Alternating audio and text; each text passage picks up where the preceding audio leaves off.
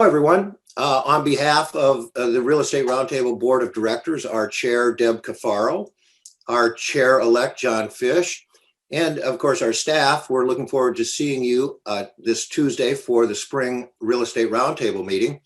We're very excited. We have a number of terrific guests coming to discuss issues with us. We have two cabinet members. We have the director of the National Economic Council. We have a number of senators and congressmen joining us in the evening for our breakout sessions. I hope you'll participate in those, and all with the goal of educating us and giving us an opportunity to provide our perspective on some very, very important and challenging policy issues, from infrastructure, tax policy, climate change, security matters, credit and capital. We have a lot of issues that are very much on the cutting edge right now, and we have a great opportunity at our meeting this week to talk with members of Congress. But of course, in your business, you need to understand the clients that you're dealing with. And in our business, we need to understand what's driving policymakers. And so I thought it would be good, as we get ready to convene this week, to sit down with one of the very best pollsters and political strategists in Washington. And that's why I'm very happy to introduce my friend, John Anzalone. John is the founder of ALG Research, which is headquartered in Montgomery, Alabama. John advises trade associations and corporations on issues and what people are thinking, brand management, and so forth. And he also, in his main position, advises political candidates on the Democratic side. So he has advised and done polling for the last four candidates for president, including President Biden. He was President Biden's top pollster. He polls for the Democratic Senate, the Democratic House, and he's quite knowledgeable about what's driving policy today. So let's sit down. We're going to talk to John about all of this. We're going to start with, so John, what exactly do you do? Well, first, thanks for having me. This is a great forum, and I appreciate the time.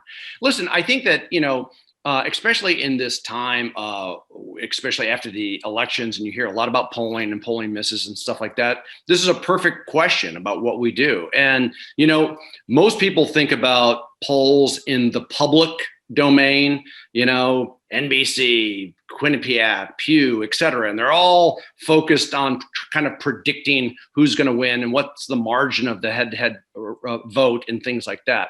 And that's just kind of not what we do. 90% of what we do is kind of your intro. It is helping a candidate or an organization or a corporation with message development and strategic advice. That is the core of what we do.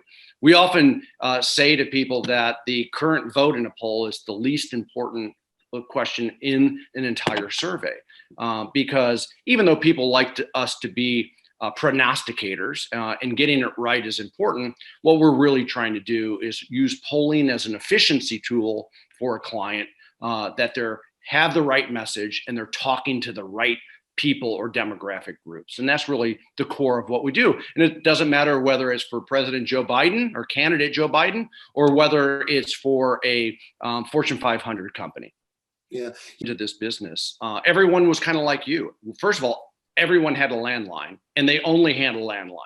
There was no internet, there was no cell phones. And so response rates were really high. But I think that you hit upon something also, is that I think people felt like, one, they had a responsibility, almost a civic duty, to give their opinion. And the second thing is they wanted to give their opinion, right? I always talk about how we get people to come to focus groups, or how we, even with low response rates, how we get people to do interviews on the phone or online, is that, we're all high information voters. We're all high income people, et cetera. People ask our opinion all the time, right, Jeff? I mean, like, this is what you do, it's what I do. The fact is that probably 80% of Americans, no one asks their opinion. Their spouses, their employers, their colleagues, their whatever it is, their parents, and people do like to give their opinion. But we're now in an era where there's all this social platform, and people can give their opinions on that. That's a good thing, and it can be a bad thing. But there's also a problem with trust. One of the biggest problems we have with responses, or maybe more importantly, the people we miss in polling, we find out that those are the people who not only distrust institutions, but basically distrust people all in its entirety.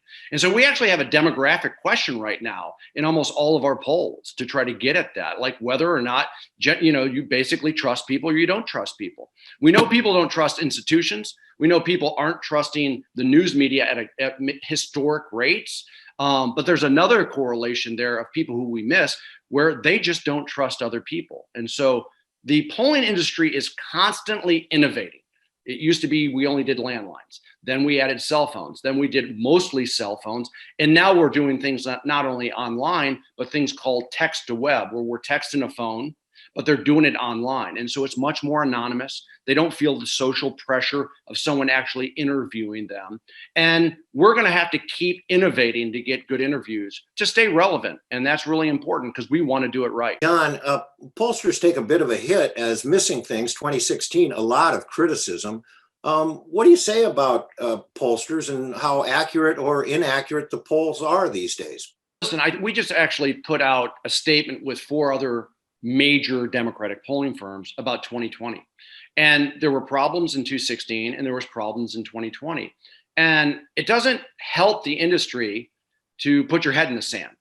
This is a really difficult industry, meaning a difficult thing to do in a very cluttered environment to get good interviews. And again, we're always innovating. We saw that we had a problem in 2016 because we weren't getting the right type of non-college educated voters, mostly whites, quite frankly. And we found that we did things to correct that, right? To get the right type of interviews, to make sure we're getting not just, for example, service industry non-college educated voters, but people who are in manufacturing, work with their hands, agriculture, et cetera. The thing is that in 20, there became new sets of problems because of the pandemic. And one of the things is that we were getting too many Democratic interviews because guess what? People in the pandemic who were basically obeying the rules and staying home were disproportionately Democratic. And so we got too many Democratic interviews because quite frankly, Republicans weren't participating or they were out there, not at home. And so we were excited initially about our response rates going up because of the pandemic, and then realized that we were getting too many Democrats. And so we're constantly trying to fix these things. It is a challenge, but we have to get it right. I mean, every industry goes through these type of pains at different times. And if you don't innovate, first of all, if you don't acknowledge the problem and diagnose it and acknowledge it and then fix it, then you'll be extinct. And we want to always make sure that we're ahead of the curve.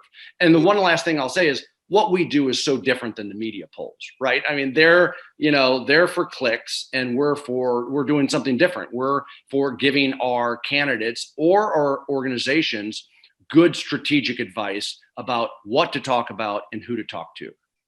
John, it strikes me that one of the more difficult things would be to just identify and trust how people are self-identifying themselves as independents or Republicans as Democrats. How do you deal with that? We deal with it 3 different ways. And it's a great question because, basically whoever wins independents or moderates usually wins. Like, even the House of Representatives. I mean, I remember in 2006, Democrats nationwide won independent 60-40 and we won the House. In 2010, guess what? Republicans won them 60-40 and the Republicans took the House. Same thing. So how you do with independents or what we often call swing voters or persuadable voters is really important. And we track them probably more than we track any demographic group. And we look at those independents again by college education, by male, female, by age, and by race. They're not just all white, by the way. But there's a couple different ways. We have our own self-identified question. We ask people whether they consider themselves Democrats, Republicans, or independents. And we try to get, hey, is that a strong Democrat? Is that a strong Republican? And if they say independent, we ask them, hey, do you lean Democrat? Do you lean Republican? But we don't rely just on that. Right? We have other questions, for example, in a poll that says, hey, are you more or less likely to vote for a Democrat or Republican for Congress? And that group that's kind of says, don't know, or it depends, or they go back and forth, is another good indicator that they're persuadable. But also, we spend a lot of money and a lot of time on our lists, our samples. And there's a couple things on there. One is that in some states, or most states, have party registration. And so if you're unaffiliated, you don't pick Democrat or Republican, that's a good indicator that you're in the middle there. And also now there's been so much work done on voter files that every person, including you, is scored. And we will know what the score is based on, not only where you live, but all of this consumer data about, do you score from 0 to 100? And if you're 100, you're a rabid Democrat. And if you're 0, you're a rabid Republican. And if you're at 50, you're a true independent. And so we have a lot of indicators to look and to analyze. A tremendous turnout in the last election, both for the losing candidate, President Trump, and obviously for the winning candidate. Big turnout. Are these voters going to stick with it, or is this a one-time situation of voter participation? Again, we don't know. I mean, turnout is a mystery. Turnout is always a mystery. But we got a little peek in January in Georgia. As everyone remembered, there was 2 U.S. Senate races because of quirk in their law. You have to get 50 plus 1. So they had the November election, and both of those races were up in January. And what you saw is that there were a lot of Trump voters who did not come out in January. And so I think that there is a universe of voter, hard to quantify, Jeff, that quite frankly will only come out if Trump is on the ticket and he is driving their activity in quite frankly politics in the voting booth. All right, so we had strong turnout. We don't know if there's going to continue to be turnout of that strength in the future, but Biden was elected. He's now president, and we get to the start of 2021, and he comes out with this big, bold $1.9 trillion package. What was the polling showing, and how did that polling influence the strategic moves that were made by the administration early this year? A couple things. One is Joe Biden knew exactly what he wanted to do when he got into office, right? He didn't need, quite frankly, polls. I always tell the story that in April of 2019, when he announced, we never did a poll before the announcement. Joe Biden knew exactly why he was running and what he wanted to do. Not that we didn't do a lot of polling during the campaign, that's normal. But his foundation of why he wanted to run, he knew exactly why he wanted to run. And the foundation for his inauguration, what he wanted to do. We didn't do any polling for the inauguration. He knew what he wanted to tell America, and he knew what the very first package was going to be, which was not only COVID relief, but also economic relief for struggling families. Now, you've seen the public polling. It was one of the most popular presidential agendas or first, proposals or plans in modern history for a president, right? If you go back the last 20 or 30 years. And it just shows you again, one, how in tune Biden is with the American public, but also how needed it was in terms of American families struggling. And I think that that's where the Republicans didn't, quite get. They were a little tone deaf about what was going on with American families and how much they were struggling. There's a lot of statistics out there, but about 40% of Americans, if they had an unexpected expense of $1,000, they couldn't come up with $1,000. And another 30% of Americans could come up with it, but they'd put it on the credit card, have to get a loan or borrow it from family. So people, I think the Republicans just, again, were a little tone deaf to how much people were hurting and how important those checks were. And quite frankly, how important the COVID money was for states to get their distribution programs up, and how important the $170 billion for schools was to get kids back in school. When I watched Senator Biden, Chairman Biden, Vice President Biden, I observed a more tempered, more measured, targeted, and moderate approach to things. This was a big, bold plan. What did the data actually show that encouraged him to go big, to go long? Yeah, I think, well, first of all the public data supports what I'm saying, right? On the infrastructure plan, on, all these, matter of fact, the individual components of the jobs plan, which infrastructure is one of them, gets incredibly high ratings. And so that support is out there without a doubt. But I think that one of the things about President Biden, that may be different from when you dealt with him as a senator, being more measured and cautious, et cetera, is that we're in a crisis, right? I mean, we're in a COVID crisis. We're in an economic crisis. We're in a school crisis. We're in a racial justice crisis. We're in a healthcare crisis, right? So we're in a lot of different crises. And so action and going big is something that not only is important during crises and to get it done quickly, whether you do reconciliation or not. Voters, again, are incredibly transactional. And that's why I think you see that they're supporting him to get these big things done. Because right now, America has big problems. Mm-hmm. Yes, is the impact on the deficit. It used to be it mattered, I guess, but I don't know. Obviously, it hasn't mattered recently. It doesn't seem to matter now. What's the polling show on deficits?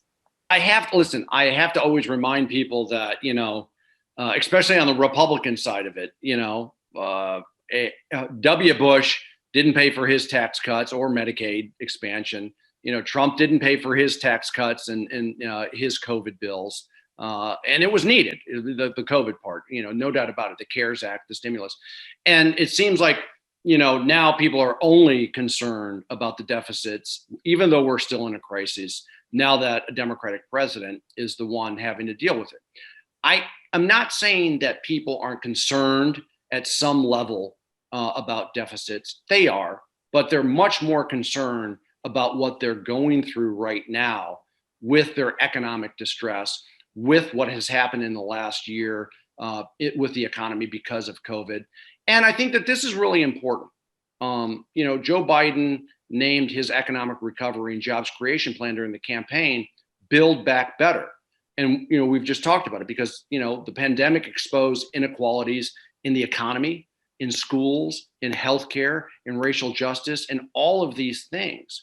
And voters aren't, I think, going to be put up with working hard, but not getting the benefit in the economy, not seeing their, pay increase, not seeing, some benefit for their hard work. And that's why I think they're going to put all of this economic recovery proposals that Biden is recommending in front of, a heavy concern on the deficits. But from this point on, most of what he wants to do is being paid for. And that's important too. Because as you get the economy roaring, and that's the best way to help the deficit. Yeah. So, John, we're doing this physical infrastructure bill now, but later will be the human infrastructure bill, which I would imagine is going to poll very, very well. Help for elderly, help for schools, help for childcare. Well, what do you see there? Paid family leave, things like that. I mean, working women and women with small children, have been beat up in the last year, right? 4 million women had to go out of the workforce just to take care of either small kids or to help them with online schooling. And so, I mean, there's going to be, again, you saw it, Biden propose in the campaign, and you'll see it in a Families Act, these issues that really help families that, for opportunity so they can get into the workforce. They can, help this economy as well. John, I hear and I read the Wall Street Journal or other publications that kind of think that there's a very strong leftward wind blowing, and maybe so strong that we're moving toward a socialist system here. What do you say about capitalism versus socialism? How's that polling, and what's going on here? There's a lot of capitalism in this jobs creation bill. That's number one, and it's going to be really good for your members. And when the economy is really roaring, it's going to be great for your members. So listen, the fact is that whether it's working families, middle class, and this Democratic administration, they're not anti corporate. They're pro capitalism, but they also understand that there's some things that the government's going to have to do, to not only help the economy, but help working families. And I think that, Joe Biden won in part because he was viewed, quite frankly, as a moderate who was open to different ideas, right? I mean, he ran against 18 people who were a heck of a lot more liberal than him, and one was a socialist. So the fact is that I think that this is a guy who, again, from my relations with him, really looks at all sides of things and is going to find solutions. But solutions are the key here. So, John, it seems like the administration and a lot of people are redefining bipartisanship. Here in Washington, traditionally bipartisanship is members of Congress from both parties supporting a bill. But it seems like the administration wants to define that as the American public. What do you say about that? There in your I mean, I think that's right. I mean, the reality is that if you're in DC and you're in that bubble, in that vortex, bipartisanship is defined as if you can get a handful of Republicans to vote for something. But the fact is that the American Jobs Plan, over 70%, 73, 75% of Americans supported it. Well, you don't get much more bipartisan than that in a divided country. You're going to find the same thing with the American Jobs Plan once people learn about it. And so I think the threshold should be whether Americans support it, not whether you can peel off 3 or 4 Republican US senators. And the fact is, John, I got it, but aren't there Republican geniuses just like you telling the Republican Party and the Republican leaders that they need to alter their strategy a bit? What are they saying?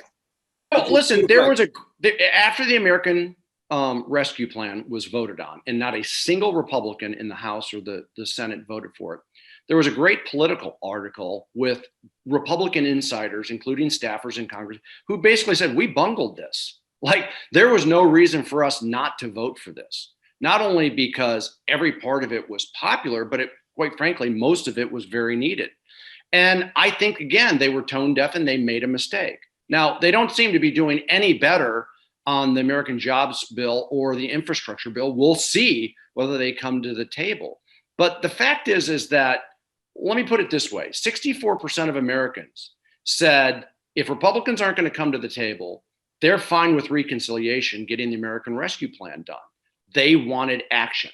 Biden had a plan and he put it out there. They wanted action on it. And, he's going to be rewarded for that. And I actually think Republicans are going to be penalized for that if they keep up not playing. And they can scream about bipartisanship all they want. But again, I think Americans kind of see through that and see it as hypocritical. They have something to gain on job creation and economic recovery, including infrastructure, to come to the table and be part of action and solutions. And at this point, they're continuing to play rhetorical politics. And I think they will get penalized for that in the 2022 elections. There's Republican pollsters out there testing the American Jobs creation, or the American Jobs Plan, and the individual parts and infrastructure. And they're saying, and then they're testing the negatives. They're testing what they're coming out and trotting out. Oh, only certain percentages for roads and bridges and stuff. And I think they're probably seeing that it's falling on deaf ears, and it's a very small universe of people who care about it that are hardcore red meat Republicans and Trump voters. Again, you talked about independence, right? And they may think that they can message on this, but guess what?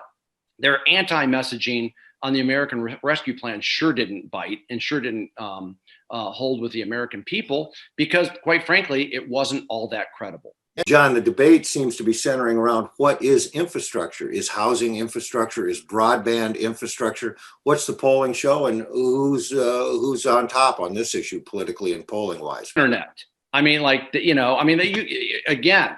if this pandemic exposed anything, it was, the digital divide of people who have and don't have high-speed internet. That's part of the infrastructure. And so if they want to just define roads and bridges, they can sing that all day long. But there's so much in the American Jobs Plan, including, manufacturing innovation, including trying to, win and dominate clean energy, which is equal to jobs, right? There's so much in here, skills training, et cetera, that real Americans support and want.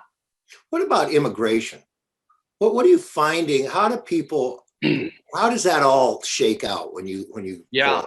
Well, listen, I think that, your members understand immigration, right? I mean, if you're, in a hotel, or if you're in a restaurant, or if you're in a, retail, I mean, the fact is that Americans are ready for it. I mean, when you test immigration reform, when you test pathway to citizenship, when you test DACA, when you test, allowing, citizenship to essential workers and farm workers, et cetera, incredible support. So America's there. American businesses are there. They, the Chamber of Commerce, I'm sure your organization as well, they're ready for it. John, history tells us that the Republicans have a very strong chance of taking the House in 2022. Historically, the party out of power relative to the White House takes 37 seats. And they also have redistricting coming, which should be a strong point for Republicans.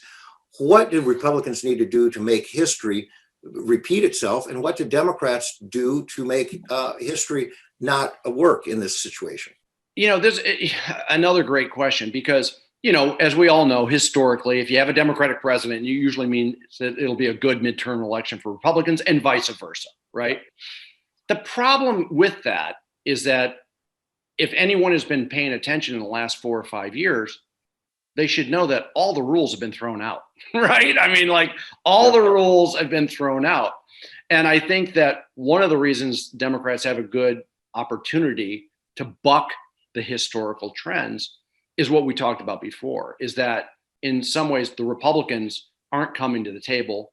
They're not even looking like obstructionists. Now, they may look like obstructionists here in the near future, but they're just a party of no. They're just, a party of rhetorical political arguments and attacks. And so if I was, again, advising the Republicans, it would be, you guys better get to the table, and you better have something to show voters about what you did to help not only their lives, but also the American economy.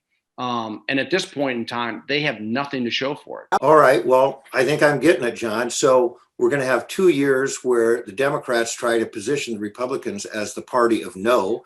And I guess that Republicans will try to get out of that positioning. Is that what we're going to be looking for the next 2 years? I really do. But listen, we know that there's a very small margin in the House.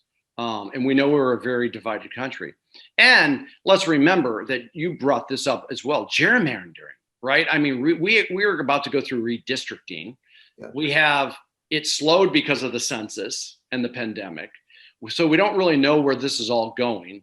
And we'll have new lines. And quite frankly, the gerrymandering at the state legislative level, where it's all done, has really helped Republicans in the short term and the long term. So there's a lot to be seen about what happens in that realm. Yeah, politicians for a second, and talk about CEOs, talk about private enterprise, talk about trade associations. How can, everyone is getting pushed by either clients or employees to take positions on issues. What's really happening, and what are you advising corporations to do these days in this regard? Without a doubt, company by company, right? I mean, like, every company has a different culture. Every company, quite frankly, has a different product, right? And, these are difficult decisions in the C-suite right now. And it used to be that consumers, right, in some ways, changed what corporations would do.